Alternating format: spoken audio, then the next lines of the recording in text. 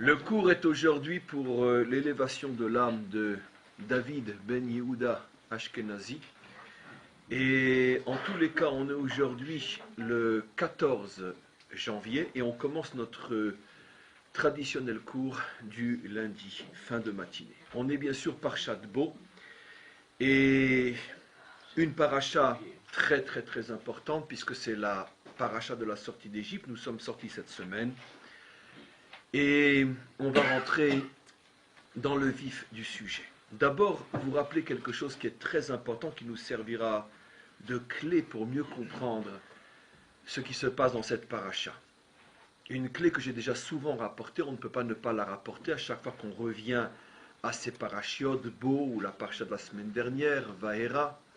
On s'aperçoit que finalement la Torah, selon la manière dont nous découpons le texte biblique, d'après notre tradition, la Torah nous parle des 10 plaies, donc des 10 étapes qui ont finalement amené la sortie d'Égypte, les 10 plaies en 2 parachiotes.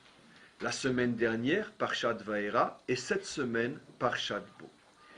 Et donc, bien sûr, on peut se poser la question, comment se fait-il qu'on n'ait pas concentré toutes les plaies, dans une seule paracha? On pouvait très bien commencer une paracha avec l'exil d'Israël et terminer avec la sortie d'Égypte. Pourquoi il a fallu cette décomposition en 2 parachiotes? Rien de technique ne l'obligeait, ne l'empêchait. Et surtout que quand on s'aperçoit avec précision comment les 10 plaies sont découpées en 2 catégories, celle de la semaine dernière et celle de cette semaine, on s'aperçoit qu'il y a bien sûr une intention. Et effectivement, les 10 plaies sont découpées en 2 catégories. 7 la semaine dernière, 3 et uniquement 3 cette semaine. Cette semaine, nous assistons donc aux 3 dernières plaies et finalement à la sortie d'Égypte. Alors bien sûr, on peut se poser la question, pourquoi 7 et 3 ? Pourquoi pas, s'il y a 2 parchéiotes, 5 et 5, ou pourquoi pas 3 et 7 ?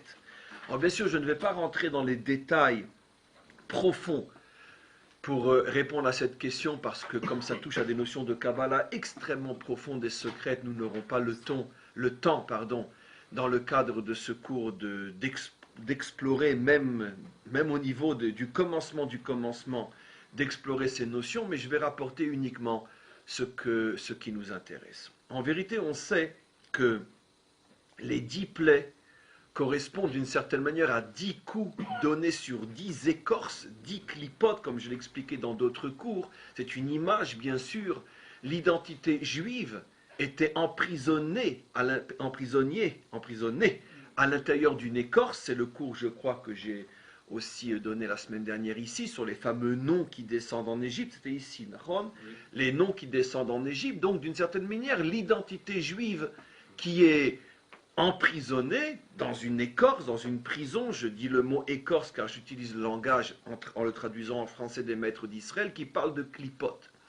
C'est-à-dire comme un fruit qui est à l'intérieur d'une clipa, à l'intérieur d'une écorce, il faut briser, déchirer l'écorce pour atteindre le fruit.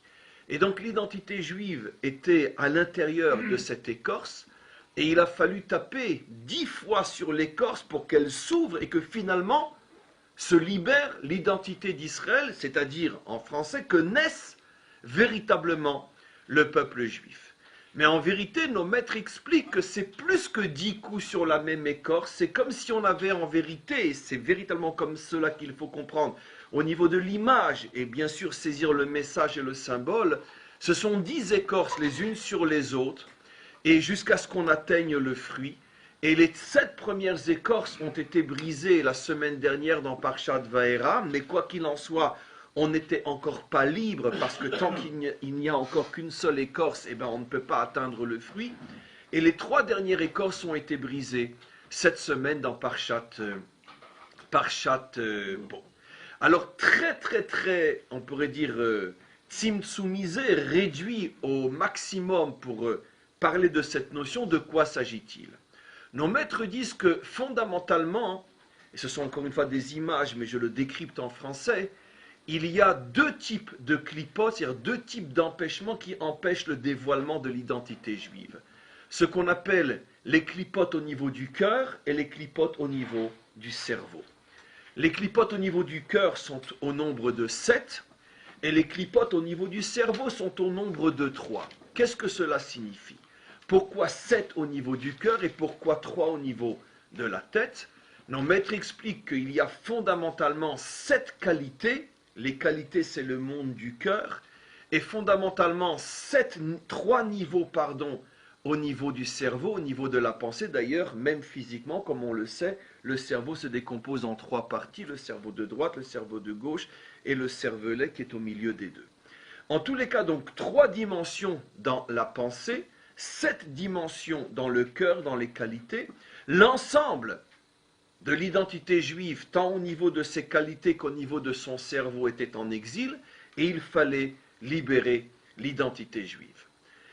Cette semaine, 3. Pourquoi 3? Parce qu'on va libérer les forces du cerveau. La semaine dernière, on a libéré les forces du cœur. Alors bien sûr, on pourrait consacrer, et très sincèrement, un cours sur chacune des plaies, voir son correspondant au niveau soit d'une qualité parmi les 7, soit d'une forme de pensée parmi les 3, et montrer le correspondant.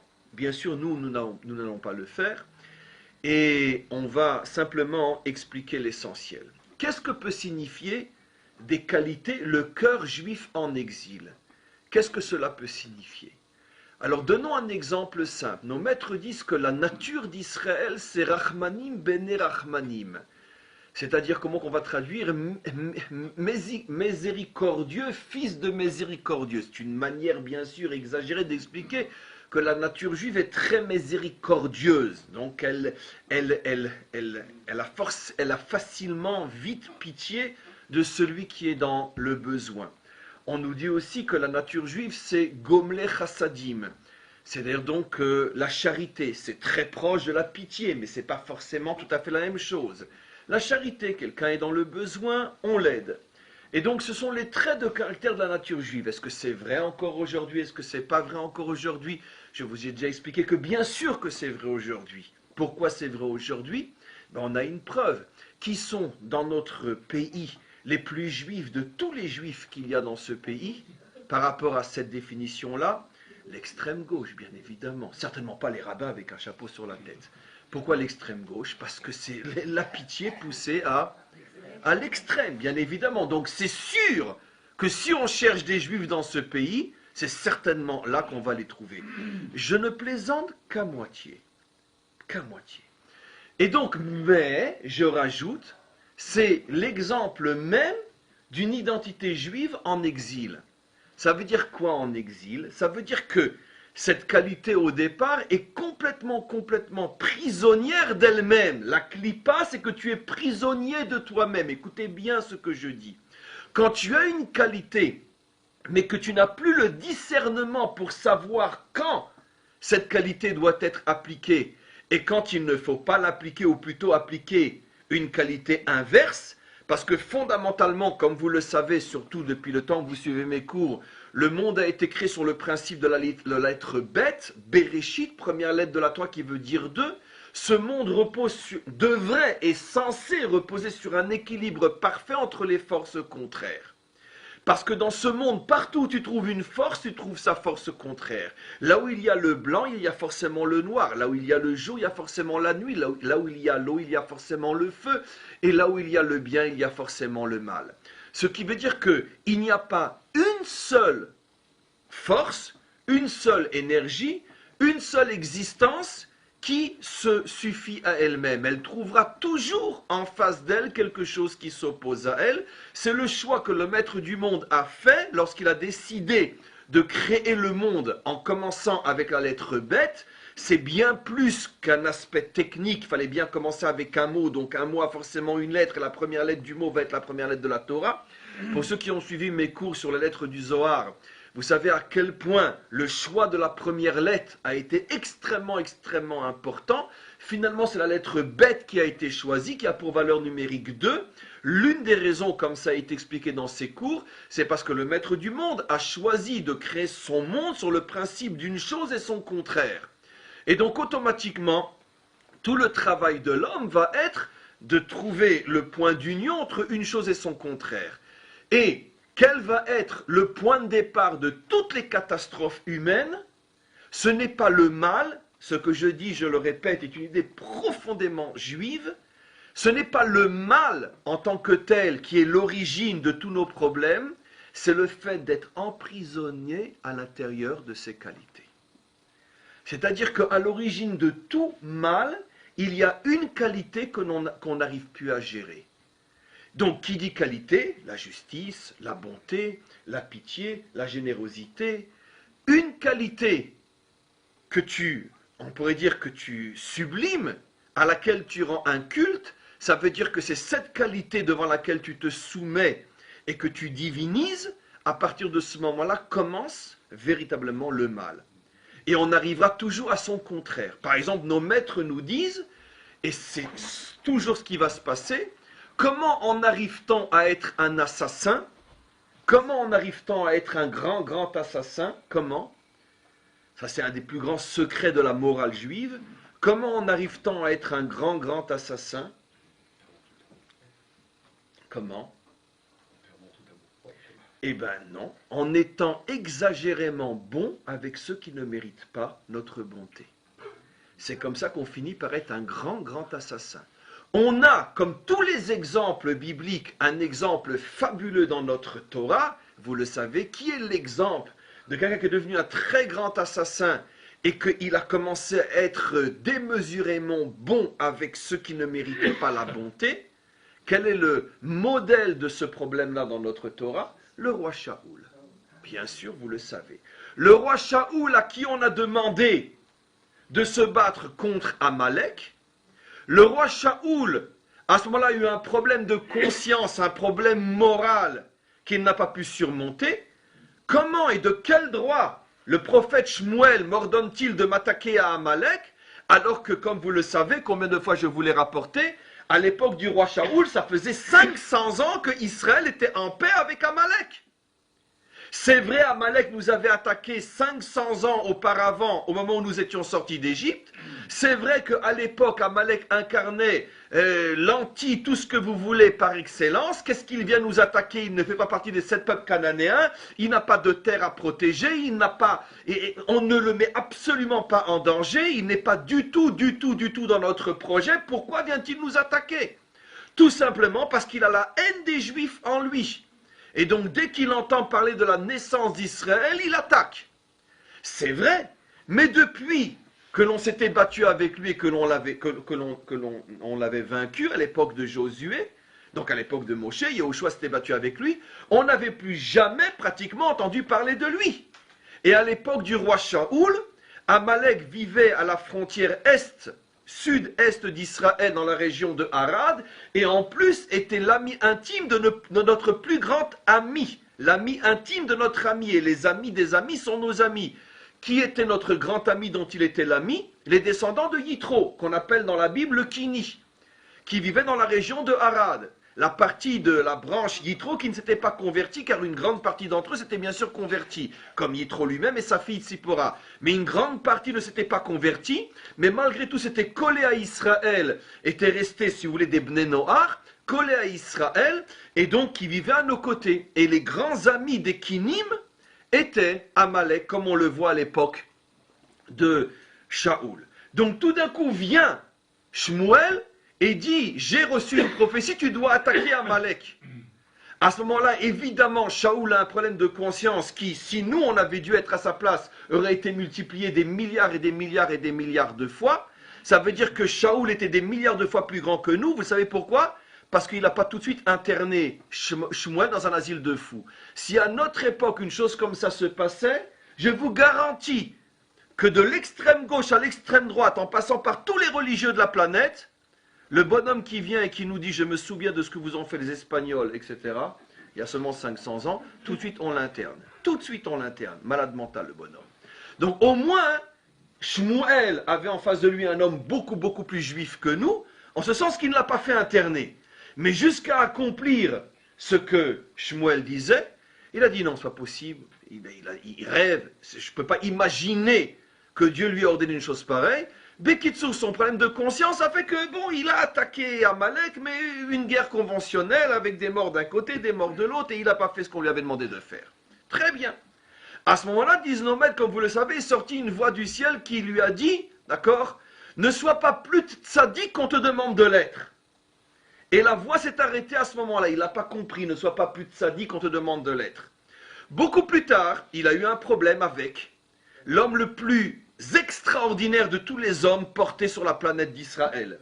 Le roi David, qui est son gendre, qui est son général d'armée, qui a risqué des milliards de fois sa vie pour lui. Et tout ce que vous savez sur le roi David.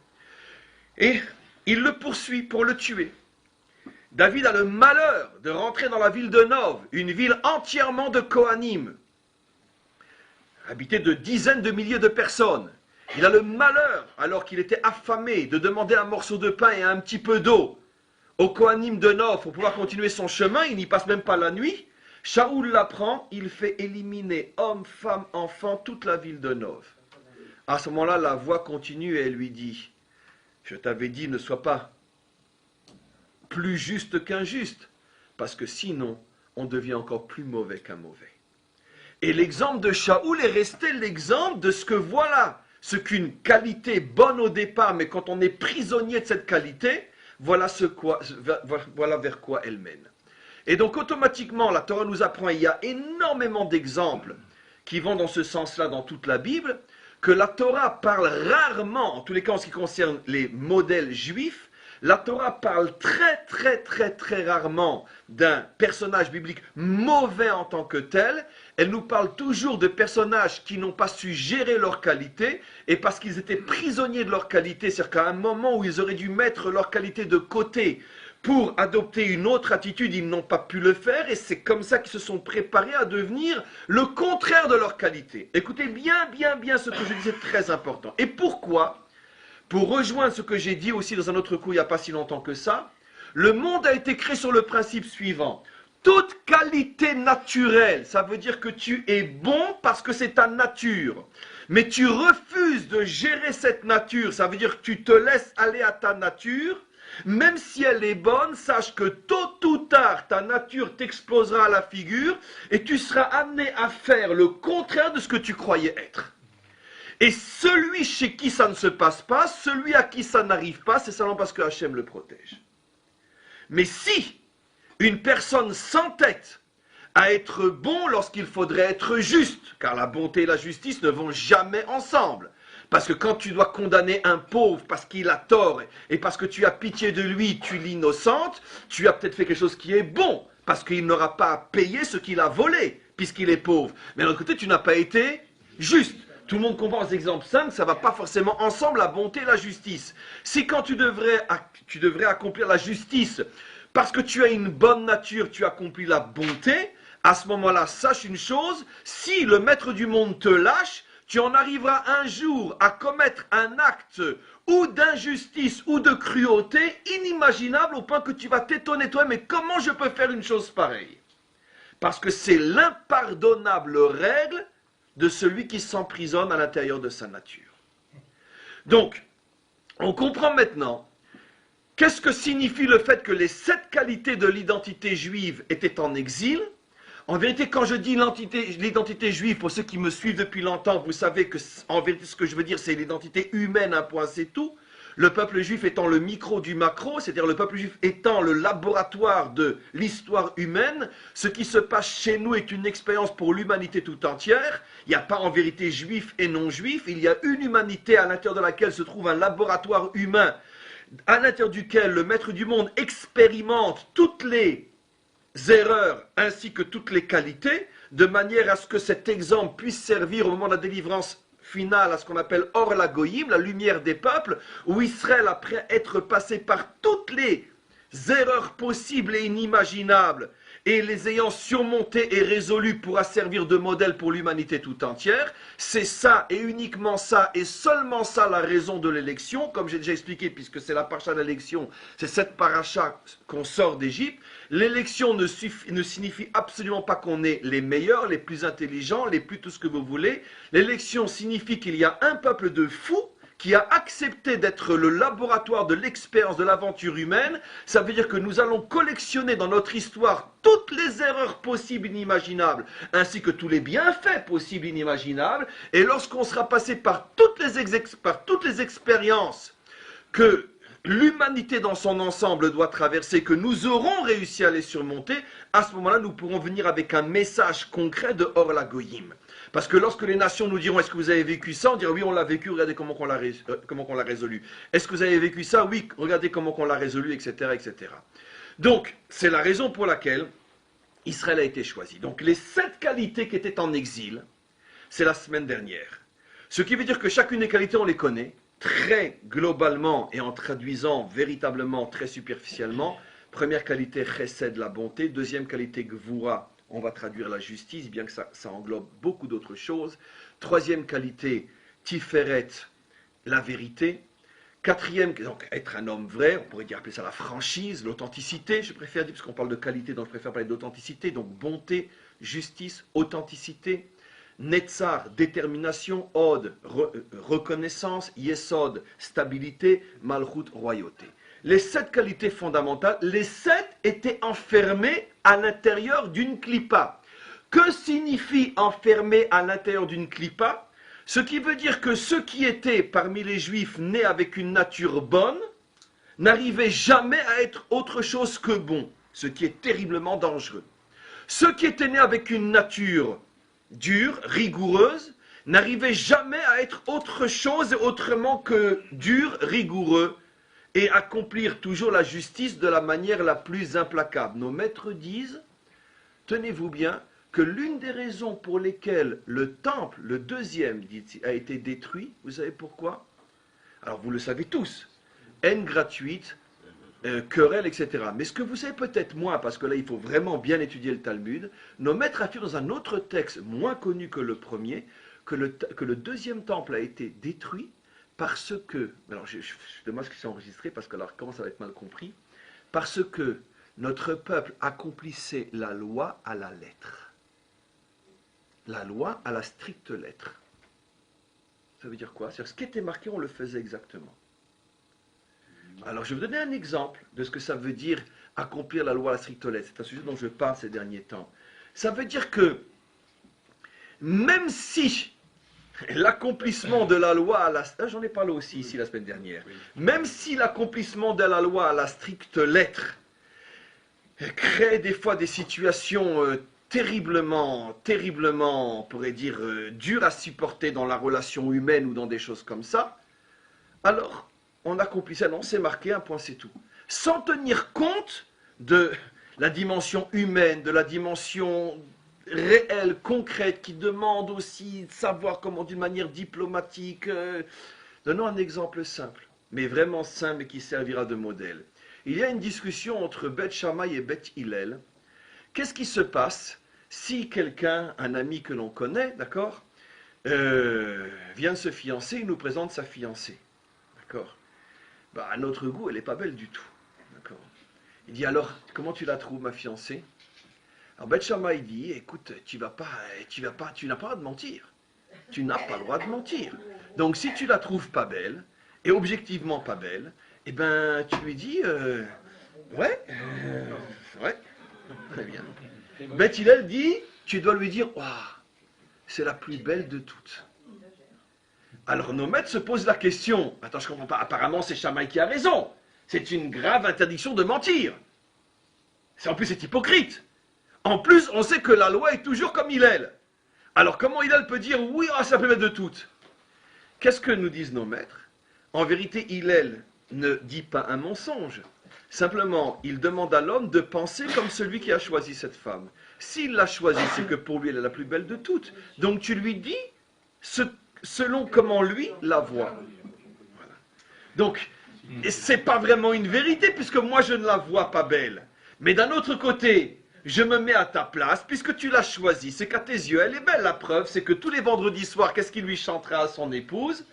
De nombreuses femmes vertueuses composent mon peuple, mais tu es la mieux de toutes. Chaque homme dit à son mari, tu es la mieux de toutes. Comment c'est possible? C'est objectivement faux. Mais pourquoi? Parce que non, c'est subjectivement vrai. Pour moi, tu es la mieux de toutes. Et la Torah nous demande ici d'accomplir le principe tu ne mentiras pas selon sa dimension subjective et non objective. Voilà un exemple fabuleux dans la vie. La loi est accomplie. Elle dira, moi je n'ai pas menti. Je n'ai pas menti. Simplement que ici, l'interdiction de mentir est pas contournée et respectée parce que le maître du monde me demande de penser selon le critère de l'autre. Donnons un autre exemple. La Torah, toujours dans le domaine de mentir, nous interdit de mentir. Très bien. Quel est le premier vrai menteur de l'histoire? Quel est le premier vrai menteur de notre histoire? À nous, notre histoire juive.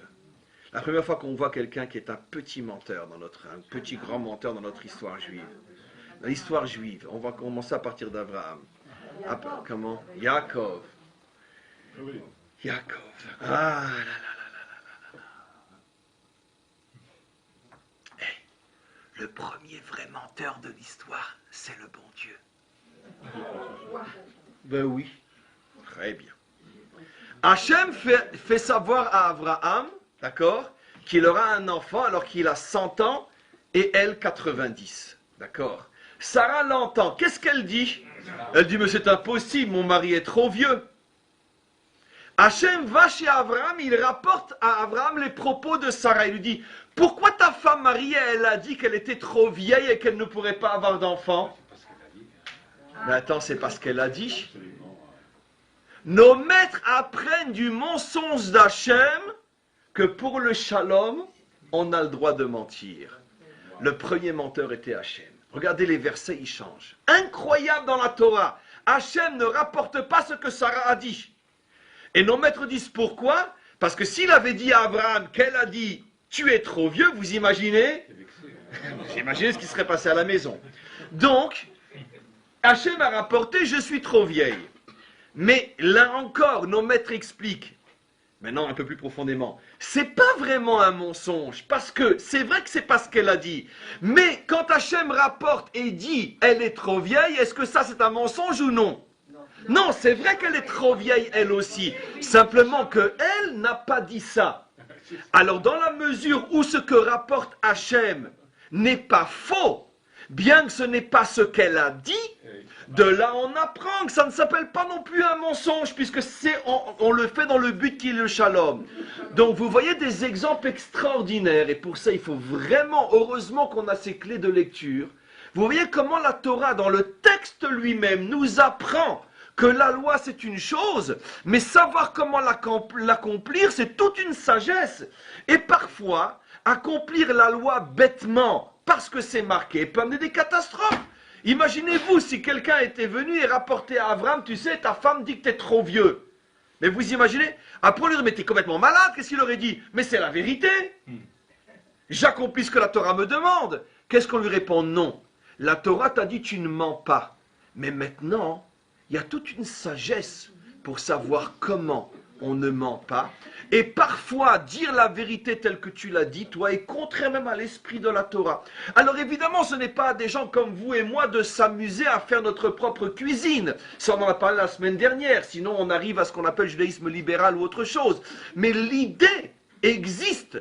La loi donne les principes fondamentaux, mais il est demandé à l'homme d'avoir justement le sens de la réalité et de savoir comment cette loi s'applique dans la réalité. Non qu'elle ne s'applique pas, mais cette capacité de faire correspondre la loi à la réalité, c'est là et à cet endroit-là que se trouve toute la sagesse d'Israël, qu'on appelle d'ailleurs savamment en hébreu, il y a un mot, Torah chez Bé'alpé, ce qu'on appelle la Torah orale. Qu'est-ce que c'est la Torah orale? C'est tout simplement ce souci des maîtres d'Israël depuis des millénaires de rendre la loi viable, donc vivante.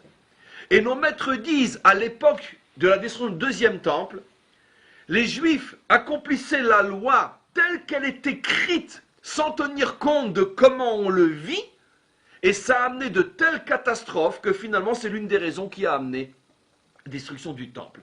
Donc ça c'est quelque chose qui est extrêmement important.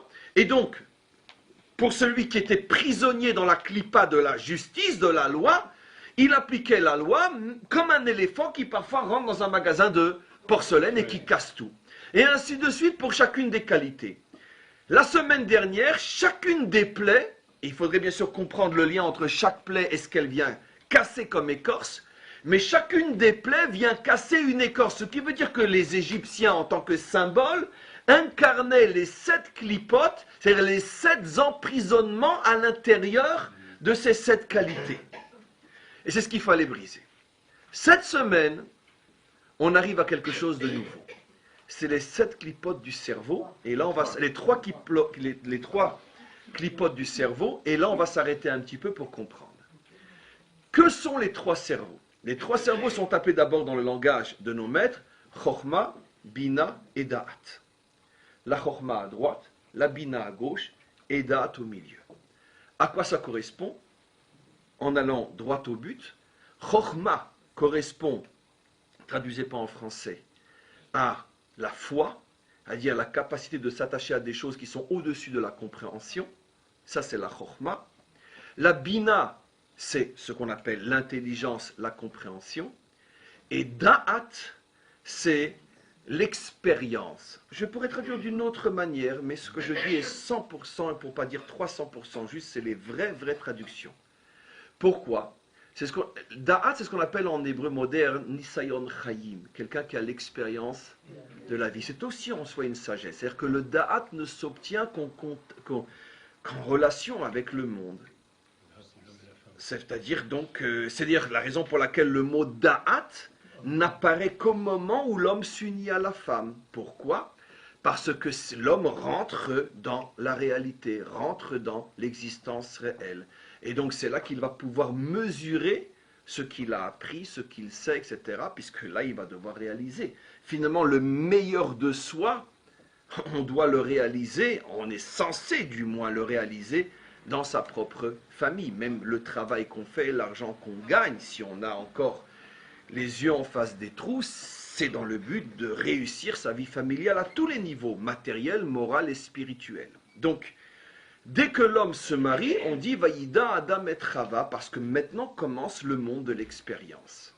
Tant qu'un homme est seul, il n'a pas d'expérience avec le monde, puisque d'une certaine manière, il ne s'engage dans rien et il n'a pas donc la possibilité de se mesurer tel qu'il est au plus profond de lui-même avec l'existence. Donc, c'est les 3 cerveaux. L'Égypte représente une clipa qui emprisonnait ces 3 cerveaux. Très facile à comprendre ce que cela signifie. La Torah nous le montre. D'abord, l'Égypte, au niveau de la Chokhma, avait une clipa. L'Égypte était croyante, mais croyant en des choses qui ne justifient pas du tout notre croyance. Par exemple, l'idolâtrie. L'Égypte avait aussi un niveau d'intelligence énorme. Pourquoi? On voit que constamment on parle des chachamim. On parle que Pharaon avait autour de lui des chachamim, des sages.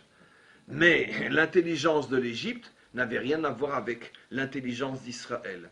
D'où peut-on le voir? Dans notre paracha, tout simplement. Avec tous les coups que tu prends, tu continues à ne pas vouloir céder. C'est absolument inimaginable. C'est le contraire même de la logique, c'est le contraire même de l'intelligence. Quand un homme voit preuve après preuve que le chemin qu'il prend est un chemin de catastrophe et il continue à s'entêter, c'est le summum même de la bêtise. Et pourtant, ils étaient appelés des chachamim. Mais ça veut dire que la véritable intelligence était dans une clipa inimaginable. Et je vais expliquer tout de suite pourquoi. Et enfin, Da'at, l'expérience, ben évidemment, là aussi, avec tout ce que Pharaon avait déjà vu, qu'à chaque fois, à chaque fois qu'il s'entêtait, il recevait un coup, et à chaque fois il revenait, il continuait à ne pas céder, il avait quand même 1, 2, 3, 4, 5 dans notre paracha, il a déjà 7 expériences de où ça le mène, et il continue à s'entêter. Mais maintenant, pour mieux comprendre ce qui s'est passé, au niveau de la libération du cerveau, essayons d'abord de comprendre, dans la vie de tous les jours, qu'est-ce que signifie un cerveau enfermé. Alors j'ai expliqué, Chokhma, ça veut dire que tu crois en n'importe quoi. Bina, l'intelligence, ça veut dire que tu continues au nom de ton intelligence, au nom de ce que tu comprends, tu continues à y adhérer, malgré le fait que tu vois que tout s'écroule. Pareil pour Da'at. Mais dans la vie de tous les jours, ça veut dire quoi concrètement? Chorma bina da'at dans la klipa. Ça veut dire quoi? Puisque c'est ça ce qu'on a essayé de libérer. Donc arriver à une croyance véritable, le Dieu un, arriver à une intelligence véritable, arriver à un da'at véritable, où on voit dans notre paracha qu'effectivement c'est ce qui va se libérer, et j'explique.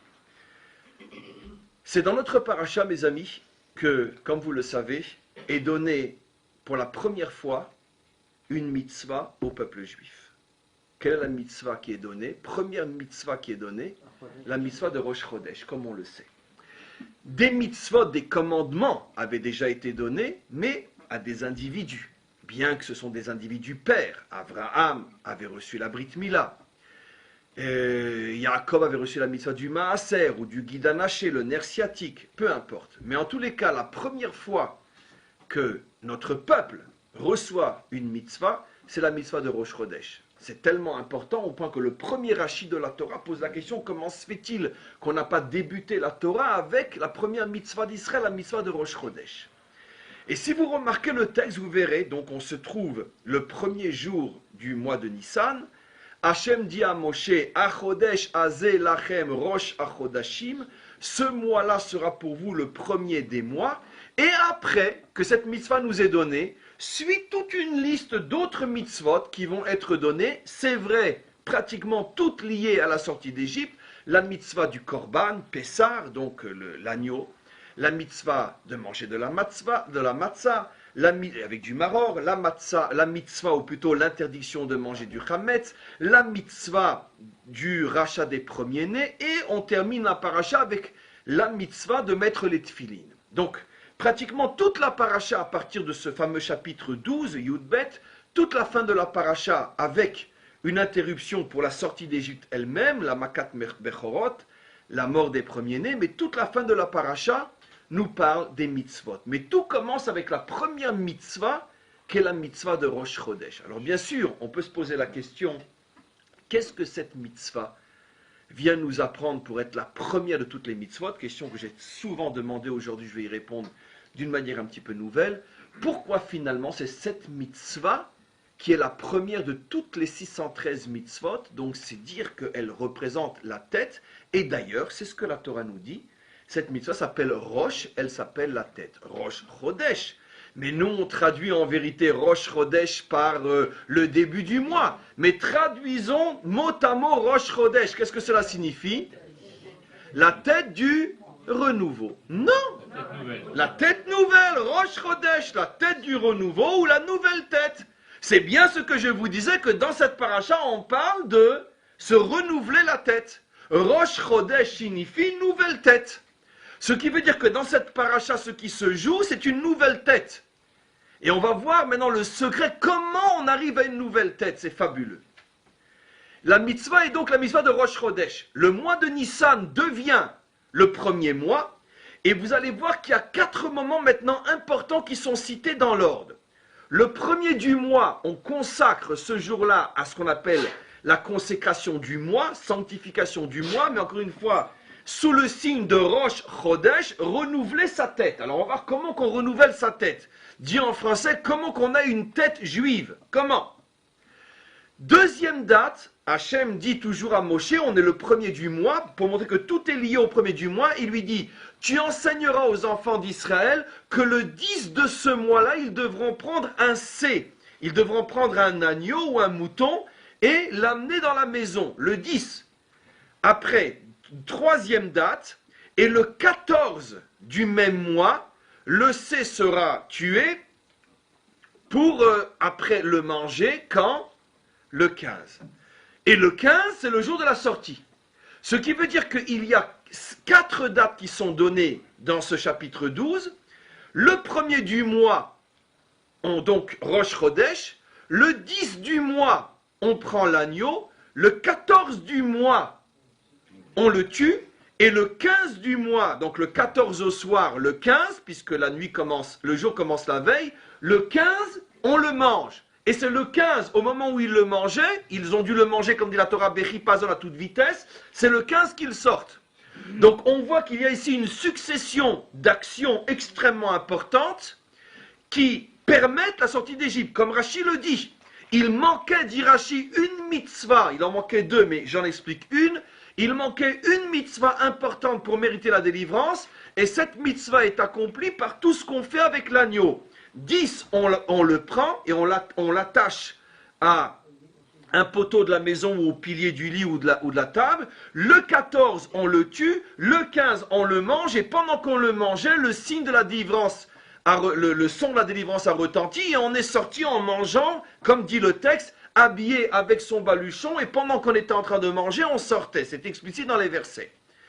Et apparemment, ces 3 étapes qui ont permis la délivrance, qui sont donc liées à l'agneau, s'enracinent dans la mitzvah de Rosh Chodesh, puisque c'est le jour de Rosh Chodesh que Hachem dit à Moshe les 4 choses. Le premier, vous le sanctifiez. Le 10, vous prendrez l'agneau. Le 14, vous le tuerez. Le 15, vous le mangerez et vous sortirez. Et tout ça a été dit le premier. Donc lié à Rosh Chodesh, lié à cette mitzvah de sanctifier le mois. Donc la question qui se pose, bien évidemment, quel est le symbole du C et pourquoi c'est lié à Rosh Chodesh et pourquoi c'est la première mitzvah et pourquoi ça renouvelle notre tête. Alors écoutez, une chose que vous avez déjà entendue, je pense, si vous avez des souvenirs qui remontent à l'année dernière, mais cette fois-ci rapportée avec encore un renouveau.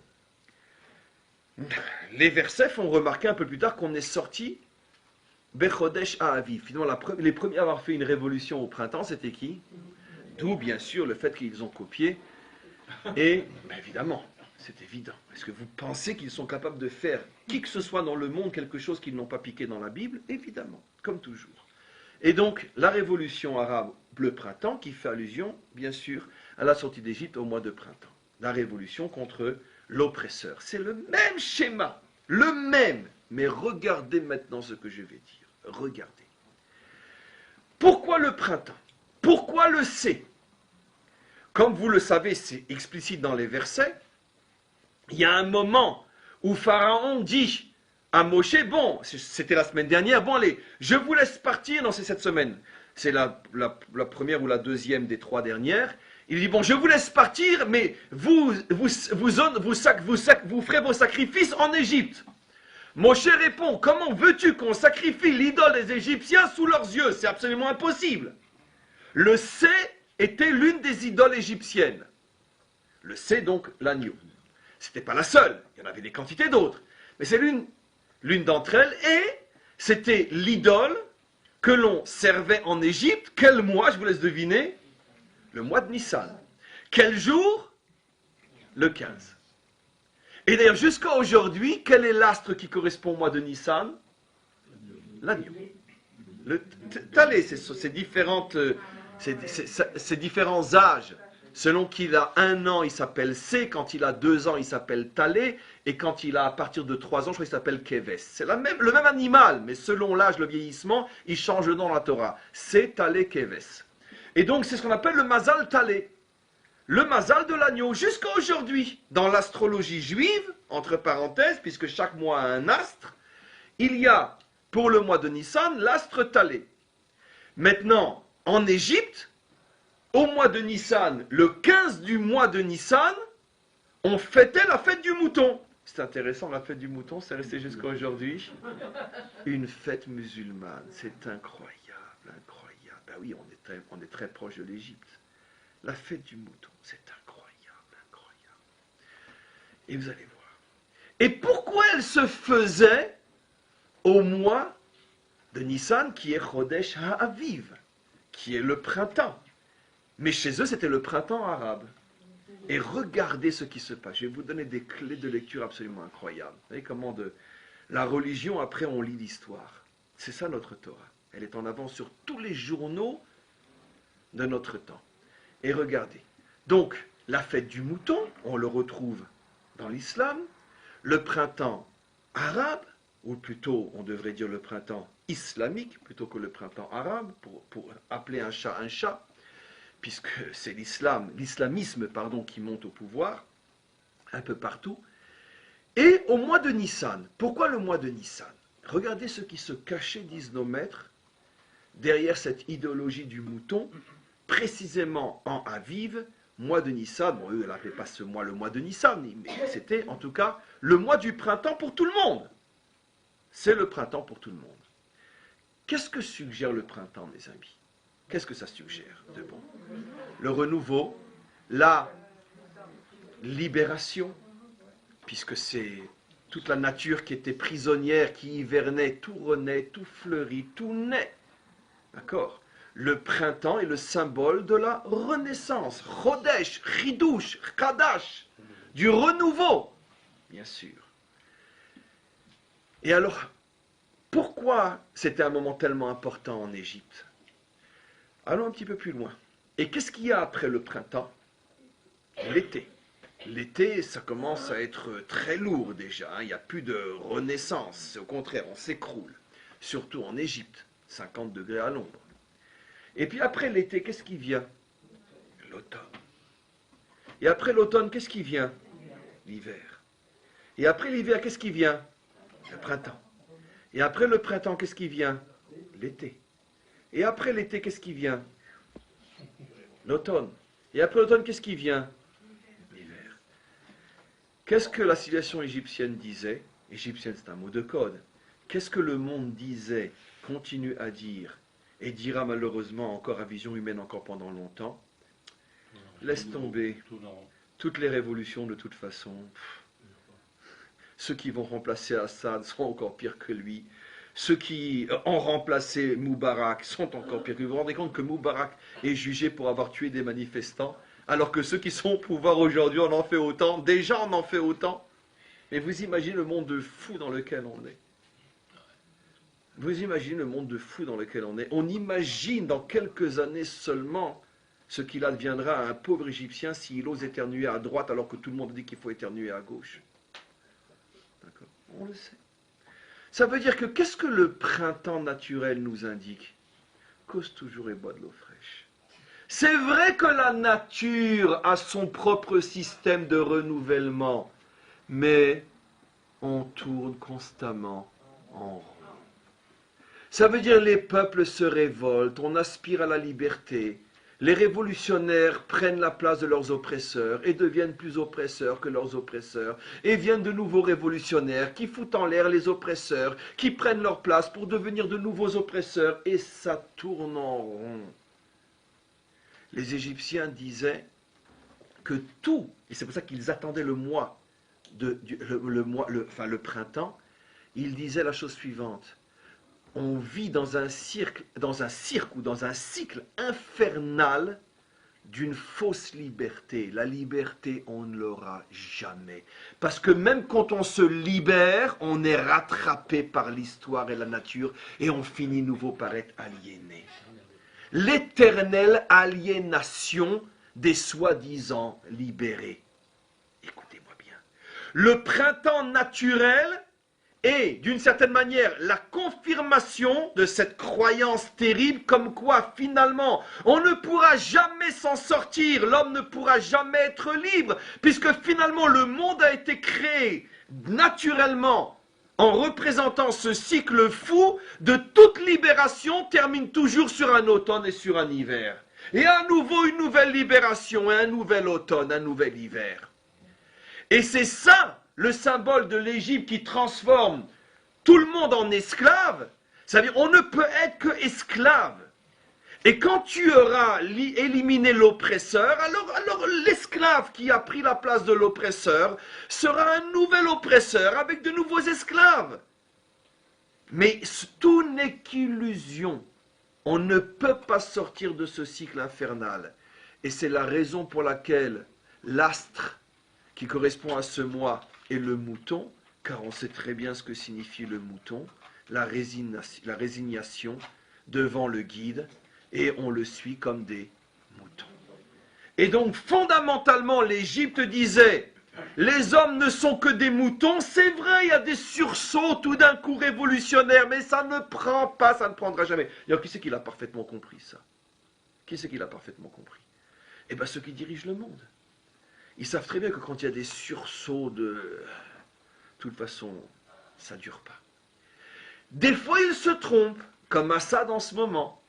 Assad, lui, a voulu appliquer, d'une certaine manière, la croyance égyptienne au niveau de son symbole, en se disant, bon, c'est un sursaut, mais bon, ça ne va pas durer.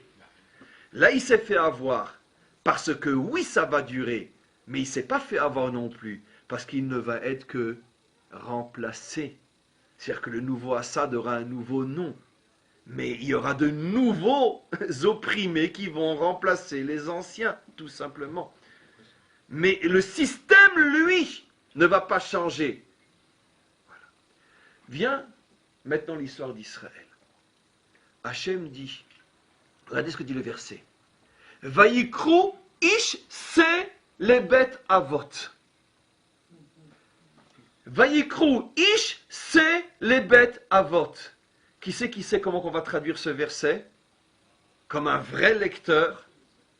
Vayikru ish se lebet avot. On traduit, chaque homme prendra un mouton par famille. Ça c'est la traduction française, mais ce n'est pas ce qui a marqué dans le texte. Vayikru ish se lebet avot. Chacun prendra l'homme mouton de sa famille. Cessez d'être des hommes moutons. Ish se signifie l'homme mouton. Vayikru ish se lebet avot. Ça veut dire ce qu'il faut prendre, c'est l'homme mouton. Cessons d'être des moutons.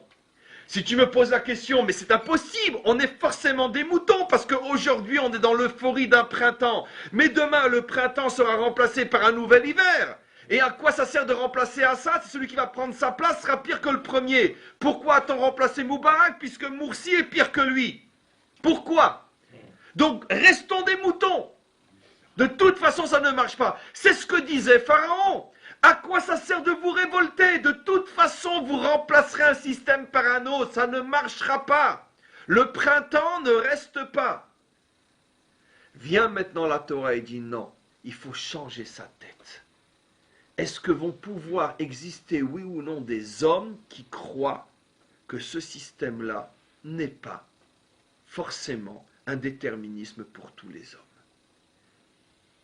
Les premiers qui ont commencé à véritablement croire, Rosh Chodesh, une nouvelle tête, que l'homme peut s'en sortir et qu'il n'est pas voué pour l'éternité à vivre comme un mouton, les premiers, c'était cette génération de juifs qui sont sortis de Metzarim. Ça, c'est le message d'Israël. On peut sortir de ce système, de ce rythme infernal.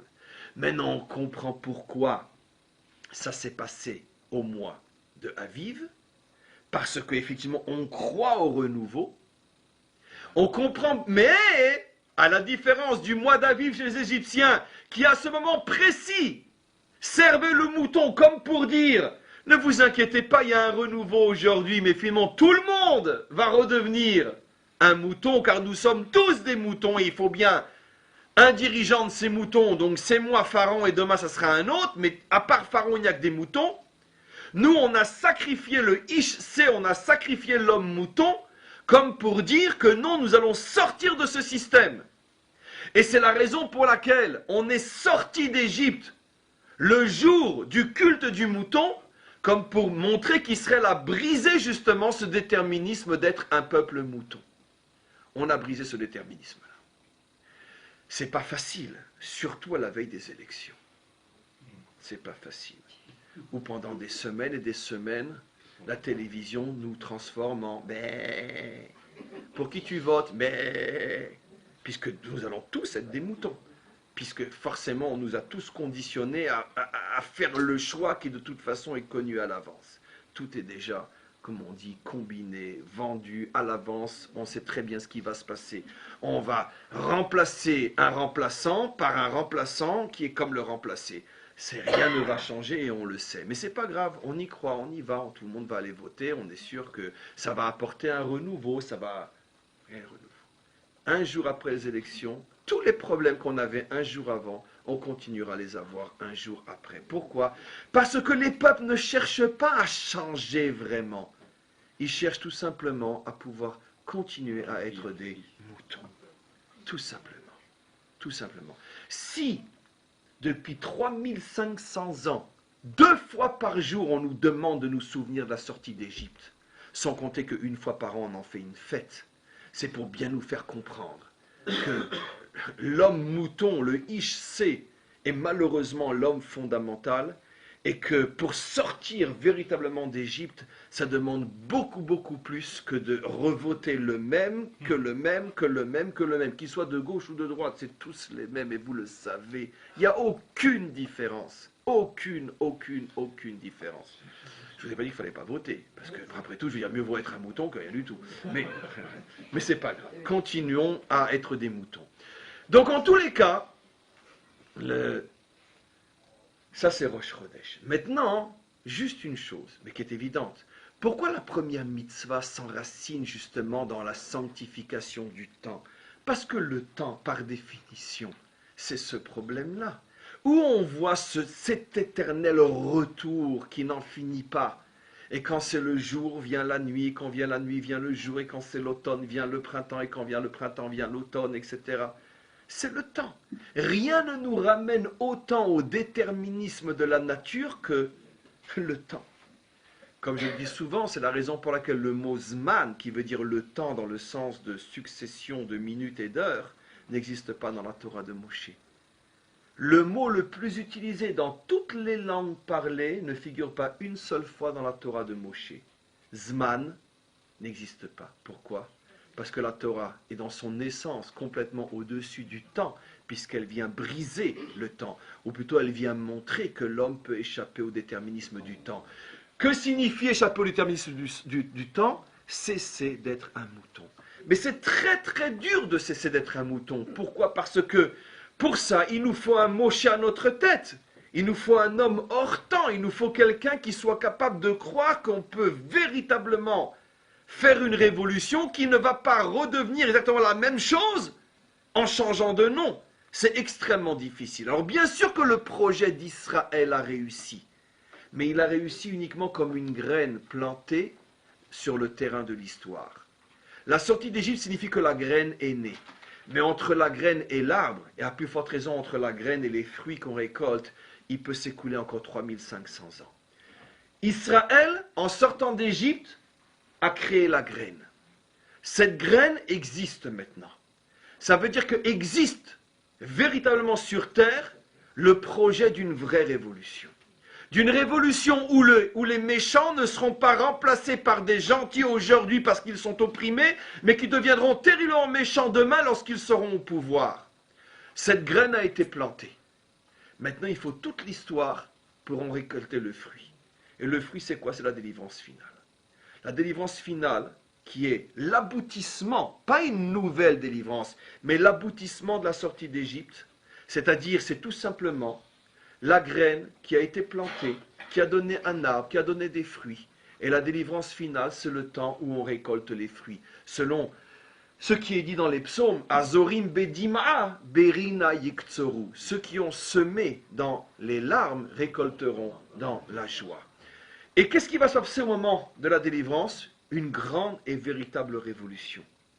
L'homme mouton va disparaître et va apparaître l'homme véritable. Et c'est quoi l'homme véritable? C'est un homme qui échappe au déterminisme de la nature. Ça veut dire que lorsque j'ai décidé d'être bon, je le serai, je le resterai. Lorsque j'ai décidé de m'attacher à la vérité, je m'y attache et j'y resterai. C'est-à-dire que tous les réveils printaniers dans la morale et la spiritualité de l'homme ne seront pas des printemps naturels, mais des printemps surnaturels. Ça veut dire qu'on restera pour l'éternité à ce niveau du printemps. Et c'est ça le symbole de la fête de Pessah, que depuis 3500 ans, nous fêtons Pessah. C'est comme si on avait voulu arrêter le temps et rester au niveau du printemps. Voilà. Comment?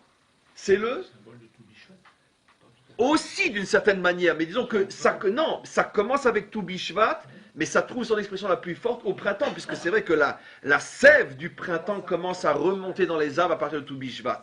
C'est vrai, ça a un sens, ça aussi on verra en son temps. En tous les cas, voilà ce qu'est.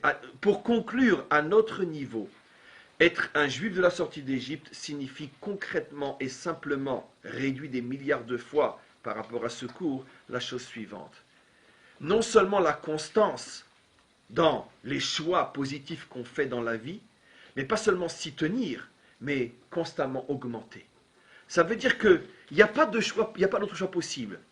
Celui qui vit avec des sursauts de réveil et voué toute sa vie à vivre le mythe de Sisyphe. Je monte, je descends, je monte, je descends. Pour pouvoir être véritablement un homme de la sortie d'Égypte, il faut d'une certaine manière éternaliser le printemps. Et éternaliser le printemps signifie échapper au déterminisme du temps. C'est-à-dire ne te fais pas confiance lorsqu'aujourd'hui tu veux le bien parce que demain tu voudras le mal. Comment y échapper? Et je termine. Comment y échapper, c'est ce à quoi j'ai suggéré. À partir du moment où la Torah nous dit « Sors du temps, ne te laisse pas rattraper par le temps. Quand tu tiens le bien, ne le lâche plus. » Et comment je fais? Mais le mal va me rattraper, ou plutôt la nature va me rattraper. Alors viennent toutes les mitzvot. Le fait de vivre au niveau des mitzvot, c'est ce qui permet à l'homme de vivre en dehors du cycle infernal du temps. Les mitzvot ont cette ségoula, ont cette force de permettre à l'homme de rester libre et de ne pas être soumis au déterminisme du temps. C'est-à-dire qu'on assiste à ce paradoxe fou. Ce que tout le monde perçoit de l'extérieur comme une sorte d'aliénation, ce qu'on mange pas, ce qu'on fait pas, c'est en vérité précisément la force de liberté la plus grande qui existe, parce que précisément les mitzvot nous permettent de nous tenir en dehors de ce déterminisme du temps. Il serait intéressant de comprendre plus en profondeur pourquoi, et peut-être Bezrat Hashem la semaine prochaine.